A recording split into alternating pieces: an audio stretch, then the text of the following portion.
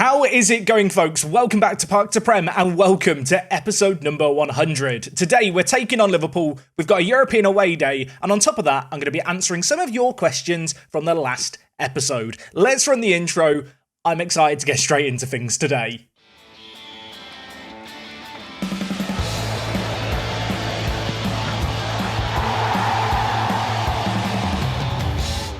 I don't know how we're here at 100 episodes already. It doesn't feel like it was yesterday that we were sat. I think it was December, actually. It might be November that we were sat here starting our adventure here at Guernsey. And what an adventure it has been. We are in now the year 2035. And I feel like a good place just to start today is my manager profile, where I actually kind of look like a competent manager all of a sudden. I mean, the attributes, they could be worse. They could be better. Not very adaptable, apparently. I'll be honest. I can only speak English, so I guess this is accurate. Over on the history, we can see all the teams that we've managed, of which there's one team that we've managed for 4,703 days. My total career earnings, £2.1 million. So yeah, I am a millionaire in this universe. Watch out, world. In terms of total value of players bought, you can see it here. We've actually now got a net spend of £22 million. For so long, we were making money all the time. Not anymore. Times have changed. 640 games played, 351 wins. That's not too shabby, all things considering, I don't think. And one screen that we don't look at nearly enough is this screen here, the job history screen. This gives you an idea of the adventure that we've been on over the years. Kind of mad to think that the division we were stuck in for the longest was the Vanarama National League. And even then we made it out via the playoffs. It is a horrible league, which I'm very glad that I don't have to worry about at least until next year's Park to Prem. And I suppose actually that brings me on to the most upvoted question that I saw people asking, which was, Jack, when does the series end? Great question. If you're a newer Park to Prem viewer, I appreciate you sat there thinking, you've made it to the Prem, Jack. What now? Well, the simple answer is, I want to try and win everything as many times as I can. Cement a dynasty here at Guernsey. I'd love to win a Champions League, maybe try and win it back-to-back, try and win some consecutive Premier League titles as well.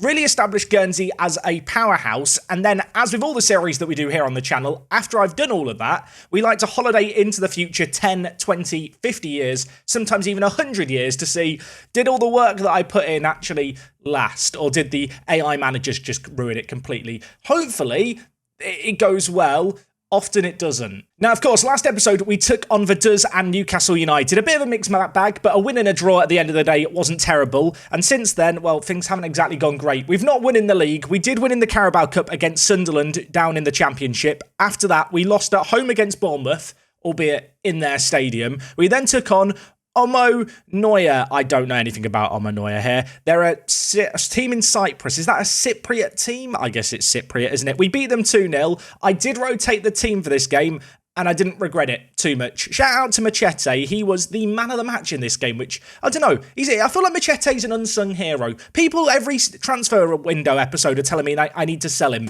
But he's homegrown at club. He doesn't ever really put a foot wrong. And he is still only 21. It's weird. There's players here at Guernsey who have been here a long time that feel older than they are. For example, Tejera. Tejera's been at the club, it feels like, forever. It's been 5 years, but the man is still only 24 years old. I feel like Machete, Tejera, they deserve more respect. The only other game that we have played was this disappointing one against Wolverhampton Wanderers. It finished 1-1. Yeah, an annoying result this one. They equalised via a penalty. It was one of the few chances they really had in this game. We limited their opportunities, but despite that, we were wasteful in front of goal.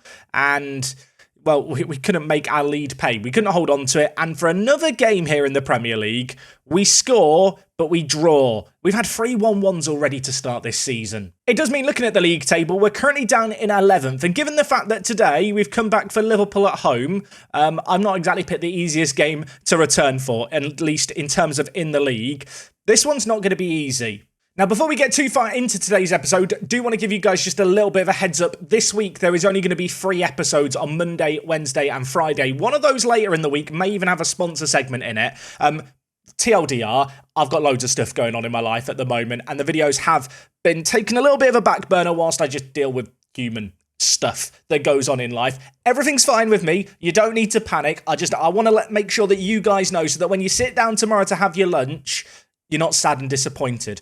But I know what happens. People skip through the first 5 minutes of the video. So Please echo this message if you see people asking where the episode is tomorrow. Before we jump into the Liverpool game, a question I was asked a lot, and especially by Ian, who had his comment thumbs up a lot. Where's NLBM these days? And will I sign him as a coach or scout when he retires? I would love to sign NLBM as a coach or scout. I mean, you can see here, he's just chilling in Rouen, wherever Rouen is. I mean, he's still scoring goals. He's just scoring them in the depths of French non-league football. It might be me. I feel like NLBM is way worse now at 30 than he was when he was playing for us in his early 20s. I mean, I know players decline at different rates.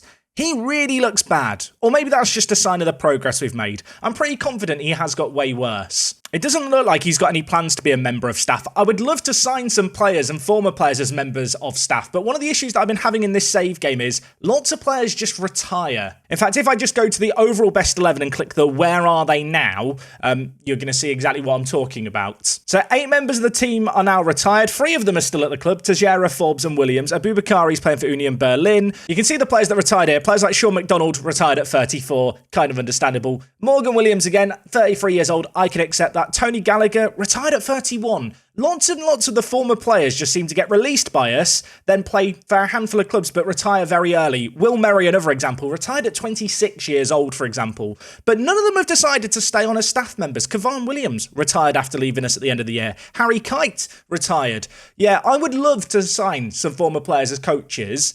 They all just seem to retire really early and then not become staff members. I don't know why that's happening. I don't know if that's to do with the fact that we've got the expanded lower league English database. I'm sure that plays a factor because there's just a lot more players loaded across England.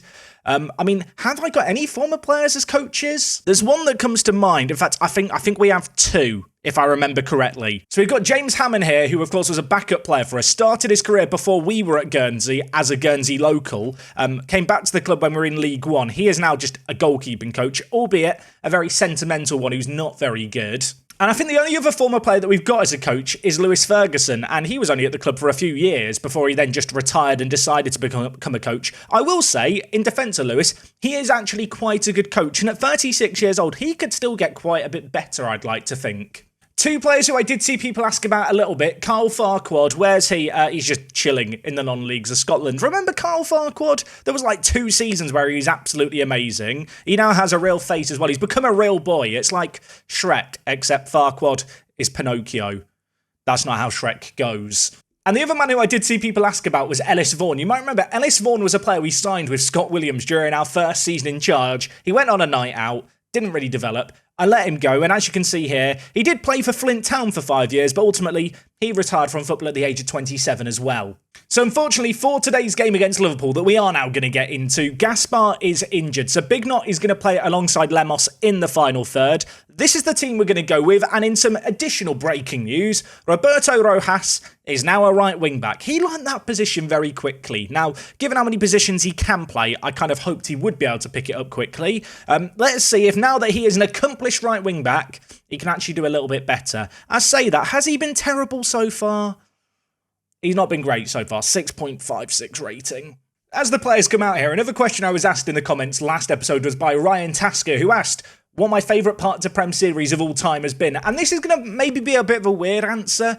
I hate to compare my Football Manager save games to one another. I actively avoid doing it because I feel like if I didn't do that, I'd constantly want to go back to different ones. And really, for me with Football Manager, I can only really focus on 1 or 2 save games at a time. If I was going to pull a name out from somewhere, maybe the original one with Towlaw Town back in FM20. I do like the One Club Park to Prems, of course. For newer viewers, if you've not seen that series, you should totally go watch it. As Teixeira's going to score a header, is he? No, I've jumped the gun there. Ilunga? No, he thinks he's playing rugby. But yeah, I think Towlaw Town holds a special place in my heart just because of when we were doing that video series. It was a series that I was doing before I was doing content full-time, right as the pandemic and the end times began. And I feel like people really kind of rallied around it. And of course, it did end up with us sponsoring the team in real life as a shirt sponsor, which was really cool. It's going to be hard to top that as an accomplishment. But with Guernsey here, the save game itself, I've had a lot of fun with this time around. I don't know why. There's just a lot of players that we've connected with. And with this save game, I've tried not to completely overhaul the squad too quickly. There's some save games I've watched from different creators in the past where they'll get promoted and they just rebuild the entire team. I feel like it's nice to have familiar faces and kind of a slower transition. That is something we've been aiming for. Just like, as you're seeing here, we're just aiming for Tejera at the back post of headers. There's been loads of highlights to start this game. Still not a shot on target, though. Addons on the near side, throwing it down to Big Knot, going to try and put it into the middle. Rojas with the ball. I mean, Rojas, what are we doing, son? What is that? It's a great pass to them, although Jaime's won the ball back well, then he's going to get dispossessed. I'll tell you what, there is a battle going on in the midfield right now, and unfortunately for us, Liverpool have won it, and Endrick is going to try an outrageous effort that, had it gone in, I might have gone and got a yoghurt. Navarro with a free kick. It is worth noting, actually, in this game, I have had to bring Greg back into goal because, well, of course, we're loaning a goalkeeper from Liverpool. He's not allowed to play against Liverpool, so Greg is getting the nod today. Greg, do some heroics for us. I shouldn't have said anything, should I? I'm an idiot. I am an idiot. I mean, right now, Liverpool are flying high towards the top of the table. We're in the bottom half, so maybe this isn't an entirely surprising result, but it's a very, very simple goal to concede, isn't it? Right, what was that? Get your head in the game. Not happy. Lemos on a 6.4. Lemosson. I need to have a private chat with him. Lemos, come here. Come here. You've not been good enough. Sort it out. If he now scores a hat-trick, I'm a genius. I've got a couple of players on bookings I need to be aware of. Volishak and also Jamfi. The two men walking a tightrope right now for us. Speaking of the devil, here is Adu Jamfi. What can he do here? He's going to try and put it in. It's blocked. It comes down with snow on it. And Lemos just passes it to their goalkeeper. That was generous of him. Jamfi on the far side, throwing it down to Alunga, trying to get the ball into the box. We've started this second half pretty well. I don't want to jinx it, as Liverpool now do have the ball, but we've had the ball in dangerous areas, got it up the pitch. Unfortunately, not really found that killer ball yet into the final third. And now, well, with Liverpool on the attack, we might need to do some defending. Oh my word. I don't know what's just happened. It's fell to Endrick. He scored again. I am just wondering, which defender did this come off? Was it Florentine or was it Tejera in the middle? It was one of the two of them. It's Florentine. He gets his legs all in a mess. It's like Bambi on ice, and then it's, well, Endrick looking like Messi in front of goal. He scored to make it 2-0. Just your daily reminder, by the way, Endrick, very good in Football Manager this year. Yeah, it makes me upset looking at his profile. He's too good. Okay, Volishak is looking anxious and on a booking. Don't like that. We're going to take off Rojas. I'm also going to take off Jamfi, I think, for Buyak. In the final third, Lemos has played worse in this second half. Diallo, on you come, mate. I mean, 3 of the 4 members of Liverpool's back 4 are on yellow cards. So clearly they've been hacking us down and making dirty tackles to stay in the lead here. Unfortunately, we have shown very, very little going forward. I say that. Liverpool have scored from the 2 shots on target that they've had. They've been more clinical than us. And sadly, despite the personnel changes we've made, nothing's really happened in this game in our favour. It's been one of those games where we've turned up, we've not been humiliated, but ultimately the scoreline isn't entirely surprising, given the kind of quality difference between ourselves and the opposition. Perhaps a little bit concerning not to see a score in that game, but I do want to remind you all, we have already played Man City this year, we have already played Bournemouth, we have already played Liverpool, we have already played Tottenham, we have already played Newcastle United, I think we've also played Wolves. We've played all the teams above us. We're going to have a run of games coming up now, I hope, where we get to play against all the teams below us. I feel a need now that I do just have to check this to make sure I'm not making up stuff, but I'm pretty sure we've got a very winnable run of games. Okay, Sheffield United in 15th, Leeds in 12th, Aston Villa in 16th, Brentford in 10th, Brighton in 13th, Everton in 17th, Blackburn in 18th, Southampton in 19th, and then Tottenham. Yeah, I'll tell you what, our next, 8 games are all against teams in the bottom half. We should be getting a few better results. I hope.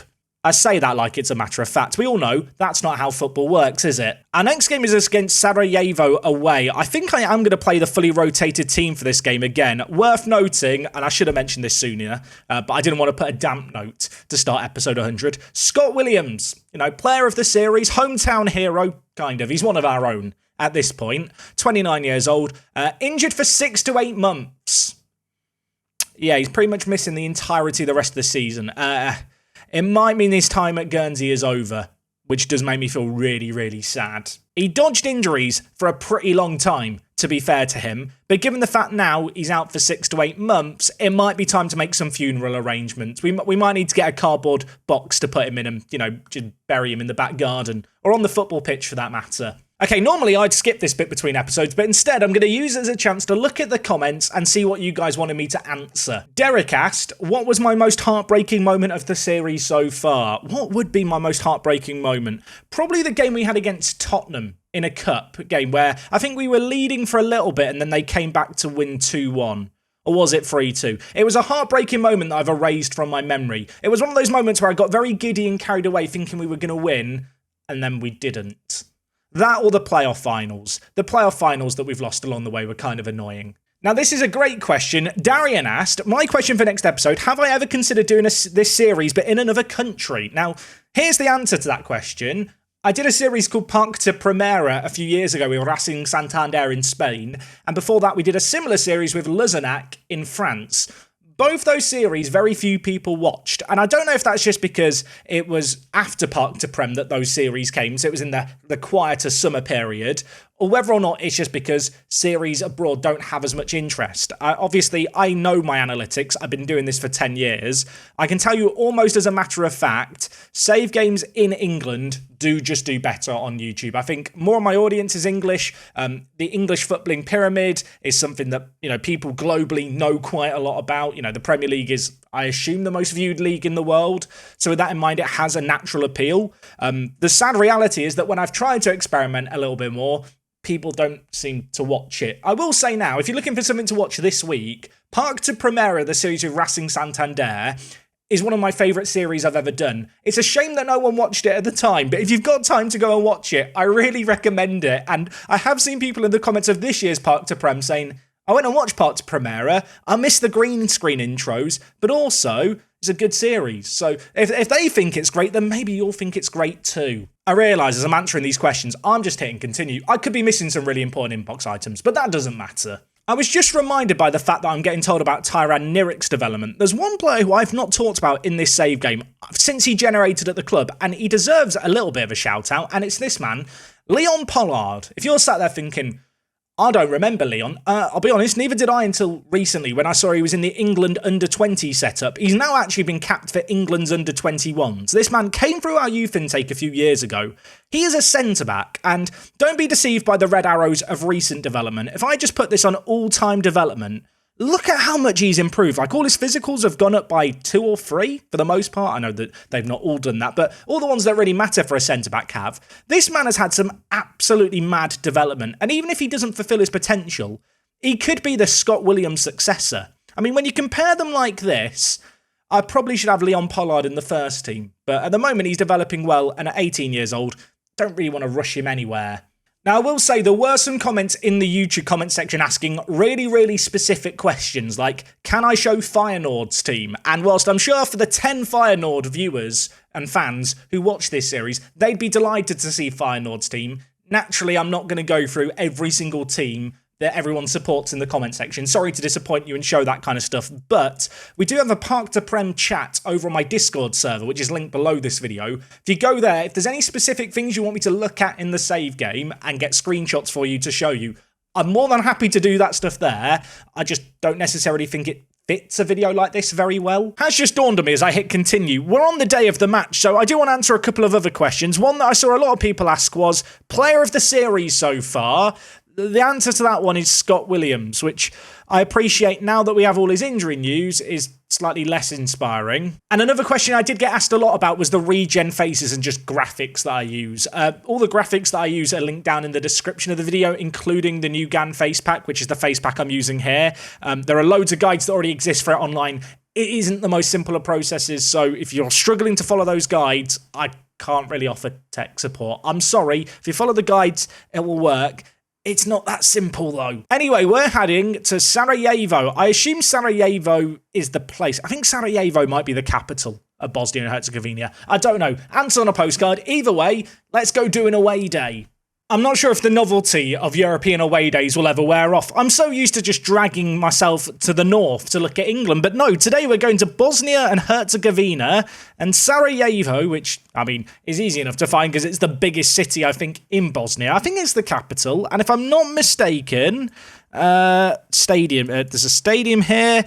This is not the right What team are we playing again today? We're looking for a running track. Okay, I can do this. Okay, I have found the stadium. I mean, it's to the north of the city. It looks, I'll be on first screen, looks very musty. It's not the clearest satellite footage we've ever seen for a Jack Does an away day. I'm looking at the facilities around it. There is a car park. The car park doesn't appear to have any markings on it. There is whatever this is, the Ferrari Krobic. Okay, it's a fitness gym. For a second, I thought we were looking at like an Indy 900 style oval circuit, but no, it's not a racing track. We've got ice skating, interesting. Lots and lots of tennis, some extra football pitches. The real question here is, has anyone been to this stadium? And the answer is they have, and we can go a little bit around the outside of the stadium. Where am I? Is this the way to the stadium? I don't know. Why are we just in the roof of a car? That wasn't working. I'm going to click closer to the stadium and see if it works. Excuse me, Google. Okay.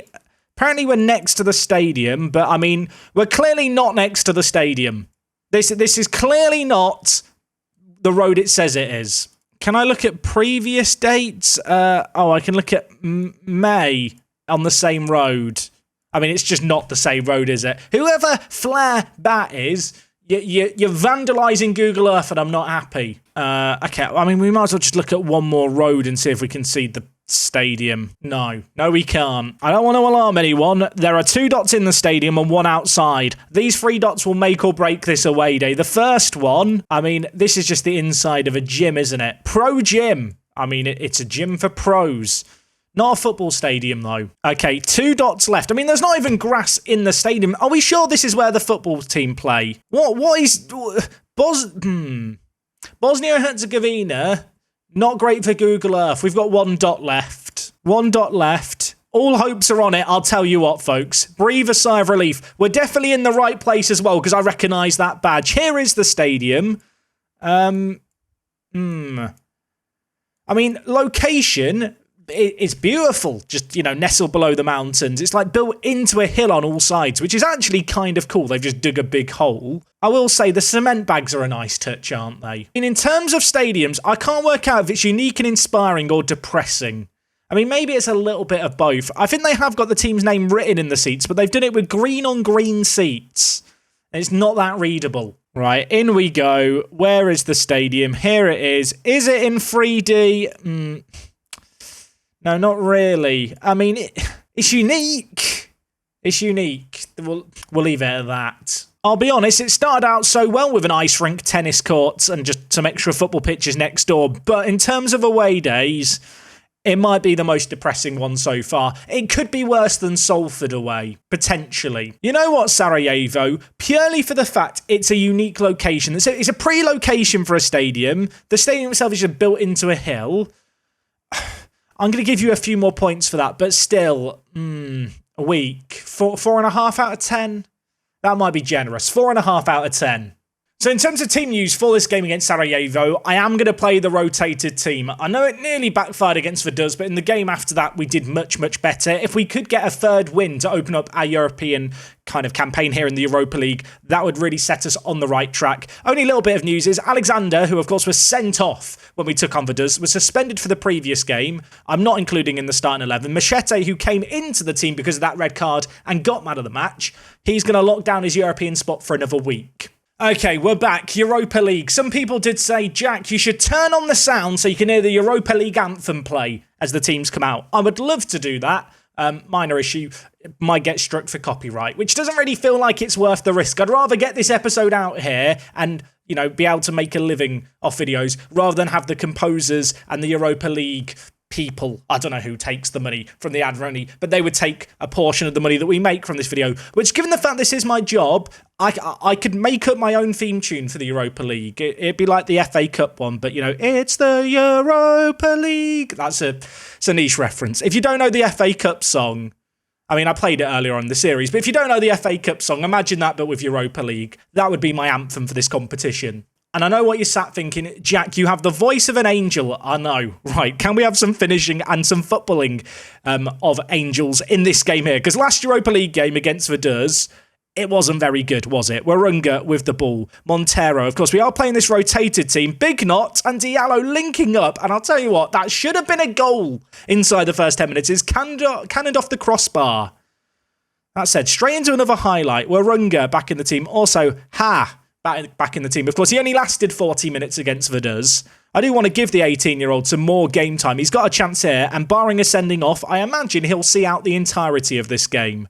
Warunga with the ball. Going to lay it forward to Buyak. Montero, as that roaming playmaker, lays it to Big Knot. Players queuing up in the middle. Vucevic is one of them, and JV, he's going to find his first goal of the season. The Serbian scores, makes it 1-0. That's a good start. Also, I've been informed that European games just always have the reverse camera for some Football Manager reasons. I guess it gives us a chance here to appreciate the away fans. Look at them all. They've turned up in their tens behind the goal. I rate it.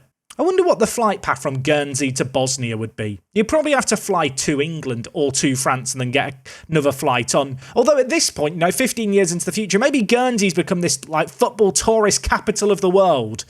I'm not sure. Either way, Sven scored to make it 2-0. Tejera Jr., as we're calling him around the training ground, he's popped up with a header in Tejera style. It's a back post corner. Vucevic already scored one, now adds an assist, and we're off to a very good start here. This is what I wanted to see against Addons, and, well, we didn't see it against Addons. There's another highlight here. I want free. Free inside 20 minutes would be good, wouldn't it? Ball with them at the moment on the far side.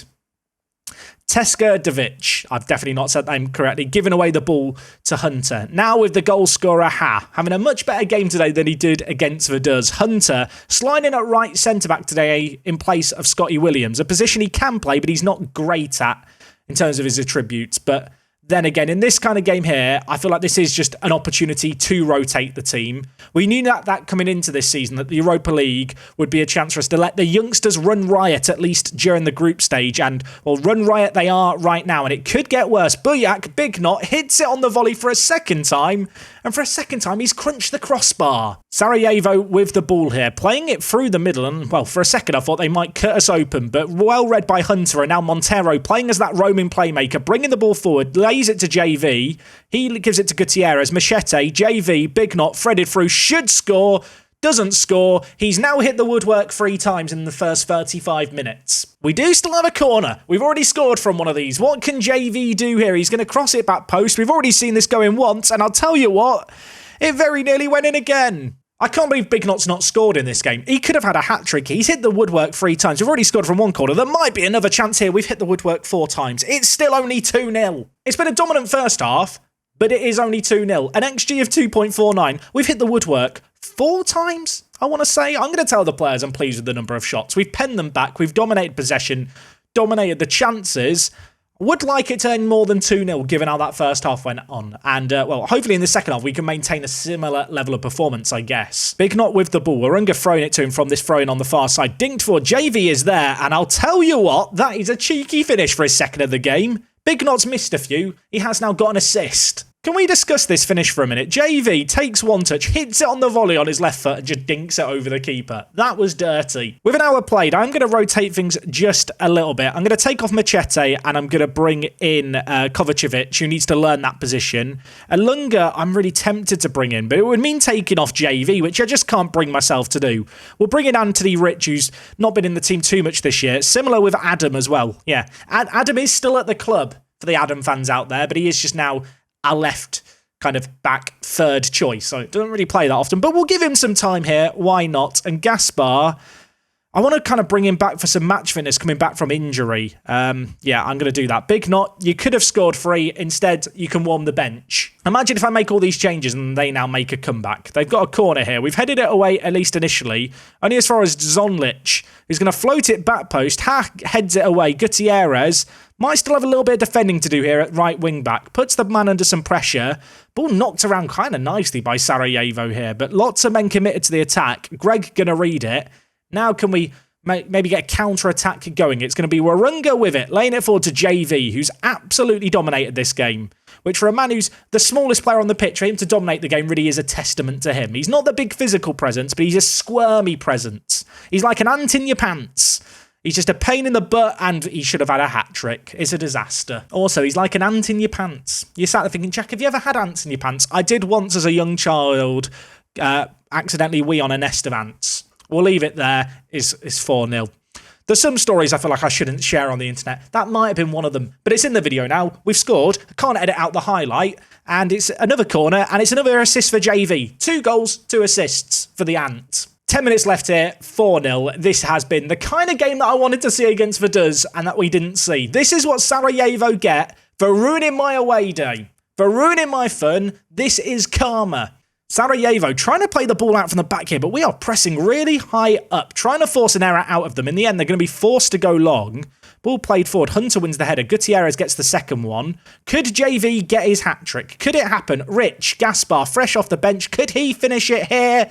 He can. It's 5-0. There's 2 minutes added time. It's game over. It's embarrassing. This is the kind of European away day I was hoping for and expecting, with us either being in the Europa League or the Conference League. The kind of games where we can afford to let, the B team play, the players who aren't going to feature every game in the league. Give them some game time. Give them some real kind of opportunities to shine. Not all of these players are necessarily going to break into our first team, but by giving them minutes like this and watching them play well, it's only going to boost up their value, get some eyeballs on them, and potentially let us flip them on for some more money down the line. Of course, with our current stadium situation and everything else going on, realistically, as a club, we are going to be a selling club for the foreseeable future. So matches like this are only going to work in our favour, and I thought for a second we were going to score a 6th. We've played 30 seconds longer than we were meant to. Can we end the game? Thank you, Football Manager. 5-0, it's going to finish here. Monumental performance, complete one-way traffic. Not much more to say about that. Nice work, everyone. I might give them the day off now. Although, we've just played on a Thursday. We're playing again in a few more days' time because Europa League, Premier League football, it's a nightmare. Also, we're up to 4th. Don't know what that means in a group of 36, but we're up to 4th, everyone. JV, man of the match performance. Absolutely sensational from him. The best performance we've seen from him, I think, in a Guernsey shirt. Just to answer a few more questions to wrap up today's episode, people ask me, what happened to the PSG wonder kid you nearly signed and went to Saint Etienne? You're talking about Madi Metafi. He currently plays in Australia. I mean, he's got 5 goals in 4 games this season, but truth be told, he's not as good as I thought he was going to be. Martin Salkeld asked if I'm going to manage teams outside of England. Kind of already talked about that. I do saves outside of England. Part to Prem's the main save that we do every year. Sometimes it's a one-club save. Sometimes it's a multi-club save. I tend to alternate it different years just to mix things up. I feel like if I was to constantly do one-club saves in England, it'd be boring. But at the same time, I feel like for me personally, having a year of one-club saves, a year of jumping around, kind of strikes a nice balance. RD asked, are there any away days I would have liked to have done that I didn't do? Blundell Park would have been a good one. Not for any other reason other than the fact that when I was a little kid, I got to play on the pitch at half-time in an exhibition 7-a-side game, and I scored against my brother, who was in goal. So I would have got to mention that story. Sadly, we never played them, so I'm just going to mention it as a footnote in time now. Another question loads of people ask about is Juan Long, who is always at the top of my player search screen because he's got this mental value, and people are confused why he has this value. I don't know why his value is that high. Chinese players in Football Manager have really high values. I think it's to do with some of the domestic player rules in China and the way the game kind of calculates player value. If you have a particularly good Chinese player, they're given a really high value because in China, you're so limited on the amount of foreign players you can have. That's the only explanation I have. I'd love to sign Juan Long. Not going to spend £70 million on him. Ever asked, since I do Football Manager for a living, do I have like a personal save I play elsewhere? And the answer is, I don't. I mean, the rate at which we play through seasons here with Guernsey means I just don't really have time for another Football Manager save game. Whilst the video recording and editing takes up a big chunk of my working time, I do also have to play the game, which is also work. And at the end of playing through a save game like this, in my free time, it's not the thing I want to do, just play more Football Manager. I mean, the rate at which we played through seasons, we played through, 14 seasons in 3-4 months? So we get through seasons pretty quickly around here, but as a result of that, I'm playing a season of Football Manager about every week and a half, which naturally, I think that's above average for most people. I'm sure there's some hardcore people out there who you sit there and you play Football Manager for a weekend and do a whole season in that time. I don't have that mental fortitude on top of the editing and recording and everything else that goes into it. But yeah, I don't really have any other save games I play. At different points in time, I might have, like during the beta, but right now, no. One save game's enough. And actually, that feeds into another thing I saw people asking, which was about streaming. For people who don't know, during the pandemic, I was streaming really, really consistently on Twitch whilst also doing YouTube. To be honest, it kind of came at the detriment of my social life and also my health. I was just sat around, not working out, not going out nearly as much as I should have been. During the pandemic, that was kind of fine, but I can't really use the pandemic as an excuse anymore. So I have been getting in shape. I have been working out. Streaming is just the thing that I've let slide, basically. It was taking up about 40% of my working week, and it was contributing less than 20% of my income per month. It just didn't really make sense from a numbers point of view. What I've done instead is I've poured more hours into the YouTube content, which I think has shown in terms of the quality of episodes, the way in which they're edited, and also the consistency of them. I know that's ironic, considering the fact I've just talked about the fact that this episode this week is only one of 3. But yeah, at least right now, no plans for streaming. That said, as we head into the end of the summer period, F1 Manager is going to be coming out. I'm probably going to be playing Football Manager a little bit less, just because it's that quieter time of the year. So don't be surprised if we have some F1 Manager streams over the summer. Maybe they will be edited down into videos that either go up on this channel or the old Work Extra Space channel, which, if you've never been on the Work Extra Space channel, you never knew I streamed during the pandemic and for the last few years, and you just want to have a bit of a laugh at my expense, there's some pretty good clips on that YouTube channel. Mike asked a very good question, which I think we'll end on, which was, Jack, how are you doing? How am I doing, Mike? Well, I'll tell you what, I am doing amazing. Like I said, this week I've just got a few different bits going on. It's nothing really to worry about, but it's the kind of thing where it just interferes with my ability to sit down and record videos on a consistent basis, which is unfortunate, but rather than be super inconsistent and not give you guys a heads up, I'd rather kind of establish what I think is feasible to do video-wise in a week and get it out. But for me personally, the YouTube stuff's going absolutely amazing. Like I just said, I've stopped streaming. It's opened up a lot more free time. I've been working out a lot. I can already see a difference in myself when I go back and look at videos, even at the start of this series compared to now. And from a physical and mental health point of view, I'm in a really good spot. So thank you for asking, Mike. I think a few other people did ask the exact same question. Yeah, at the end of the day, I am human. I know I look like a robot who plays Football Manager for a living. I can assure you, fairly normal.